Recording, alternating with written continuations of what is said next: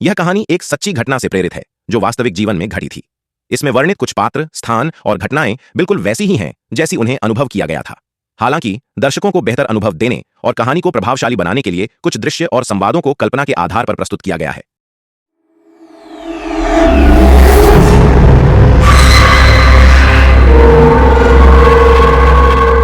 यह कहानी उन कहानियों में से है जिन्हें सुनकर दिल दहल जाता है, क्योंकि यह एक सच्ची घटना पर आधारित है। मेरे नाना और नानी यानी मेरे मम्मी के माता पिता के जीवन की यह घटना आज भी हमारे पूरे परिवार में सिहरन पैदा करती है।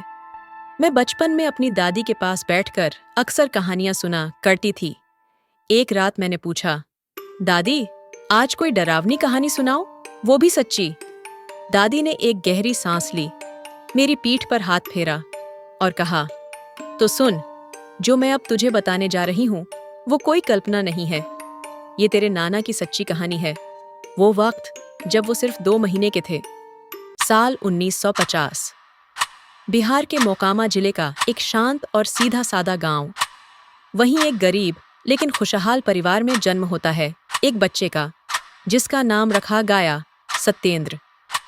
घर में हर तरफ रौनक थी, रिश्तेदार आ जा रहे थे। दादी ने मंदिर में पूजा रखवाई थी और हर कोई उसे गोद में उठाकर प्यार दे रहा था। सत्येंद्र की माँ, जो खुद सिर्फ 21 साल की थी, पहली बार माँ बनने का सुख ले रही थी। घर में ढोलक बज रही थी, औरतें गीत गा रही थीं। बधाइयां हो, लड़का हुआ है।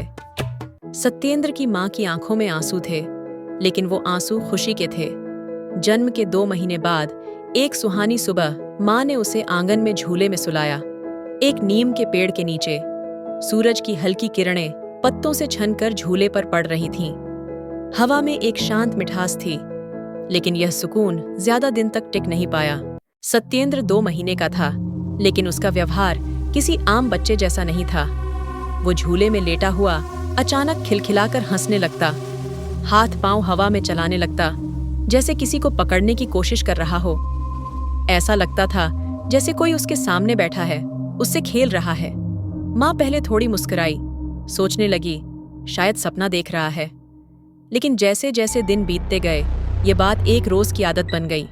हर सुबह एक ही समय, वही झूला, वही हंसी और वही अजीब सी हलचल। एक दिन माँ ने देखा सत्येंद्र की आंखें किसी को देखकर हंस रही हैं, लेकिन सामने कुछ नहीं था। माँ का दिल कांप गया। बच्चे की मुस्कान में अब उसे डर दिखने लगा था। कोई और नहीं देख सकता था, लेकिन माँ का दिल गवाही दे रहा था, यहाँ कुछ है जो दिखाई नहीं देता। एक दिन की बात है, दोपहर का समय था। घर के सभी सदस्य अपने अपने काम में व्यस्त थे। नाना, जो उस समय सिर्फ 2 महीने के थे, आंगन में पालने में लेटे हुए थे। अचानक उनकी माँ की नजर पड़ी। नाना किसी से बात कर रहे थे, मुस्कुरा रहे थे, अपने नन्हे हाथ हवा में हिला रहे थे, पर वहां कोई नहीं था। माँ ने गौर से देखा और फिर एक परछाई दिखाई दी। वो एक युवा, बेहद सुंदर लड़की थी। खुले बाल, सेफ्ट साड़ी, चेहरे पर एक रहस्यमयी मुस्कान। वो झूले के पास बैठी थी, पैरों को झुला रही थी और बालक की ओर ऐसे देख रही थी जैसे बरसों से उसी की तलाश थी। माँ का दिल डर से कांप उठा। वो समझ गई ये कोई आम चीज नहीं थी। अगले कुछ दिनों में ये परछाई हर रोज उसी समय दिखाई देने लगी। वही साड़ी, वही आंखें, वही चाहत, जैसे वो आत्मा उस मासूम बच्चे को अपना कहती हो। अब माँ के सब्र की हद हो चुकी थी।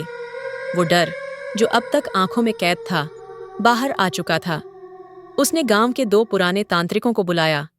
दोनों तांत्रिक सफेद कपड़ों में लाल टीका लगाए कुछ मंत्र बुदबुदाते हुए आए। घर में धूप जलाई गई, झाड़ फूंक शुरू हुई। कुछ देर तक चुप्पी छाई रही। फिर उनमें से एक तांत्रिक ने आंखें खोलीं और कहा, यह आत्मा किसी और की नहीं, इस बच्चे की पिछले जन्म की प्रेमिका है। दोनों एक दूसरे से बेहद प्यार करते थे, लेकिन लड़के की अचानक मौत हो गई। लड़की ने भी खुद की जान ले ली और तभी से उसकी आत्मा इस प्रेम को पूरा करने के लिए भटक रही है। अब जब उसे अपना प्रेम फिर से इस रूप में मिला है, तो वो उसे छोड़ना नहीं चाहती। वो इस बच्चे को अपने साथ ले जाना चाहती है, हमेशा के लिए। माँ ने सुनते ही बच्चे को अपनी गोद में कसकर पकड़ लिया। उसकी आंखों में अब आंसू नहीं, आग थी। वो जोर से चिल्लाई, कोई मेरे बच्चे को कुछ नहीं कर सकता। अगर जरूरत पड़ी तो मैं उसे खुद भगवान से वापस लेकर आऊंगी। अब माँ पूरी तरह से सजग थीं। पंडित और तांत्रिकों ने मिलकर एक विशेष जंत्र तैयार किया।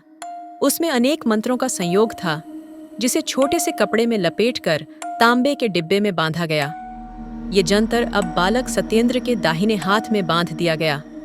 जैसे ही ये जंतर बांधा गया, घर में एक अजीब सी शांति छा गई। माँ ने बच्चे को गले से लगाते हुए कहा, अब कोई शक्ति तुझे नहीं छू सकती। उसके बाद वह आत्मा कुछ दिनों तक बिल्कुल नहीं दिखाई दी, लेकिन सबको ये एहसास था, वह पूरी तरह गई नहीं है। कहीं ना कहीं वो देख रही है, इंतजार कर रही है सही समय का, जब वो फिर से पास आ सके। पर इस बार माँ की ममता और सुरक्षा का घेरा इतना मजबूत था कि उस आत्मा की हिम्मत नहीं हुई दोबारा सामने आने की। और इस तरह एक माँ के प्रेम और साहस ने एक अदृश्य डरावनी ताकत को पीछे हटा दिया। पर क्या यह कहानी यहीं खत्म होती है? नहीं, अब बालक बड़ा होगा और वो आत्मा भी। क्या वो फिर लौटेगी? जानने के लिए देखिए अगला भाग। अगर आपको यह सच्ची कहानी पसंद आई हो तो कृपया वीडियो को लाइक करें, चैनल को सब्सक्राइब करें और अपने दोस्तों व परिवार के साथ शेयर करें। हमारा लक्ष्य है 1000 सब्सक्राइबर और 10,000 लाइक्स। आपके सहयोग से हम और भी सच्ची, अनसुनी कहानियां आप तक पहुंचाते रहेंगे। धन्यवाद। Like and subscribe.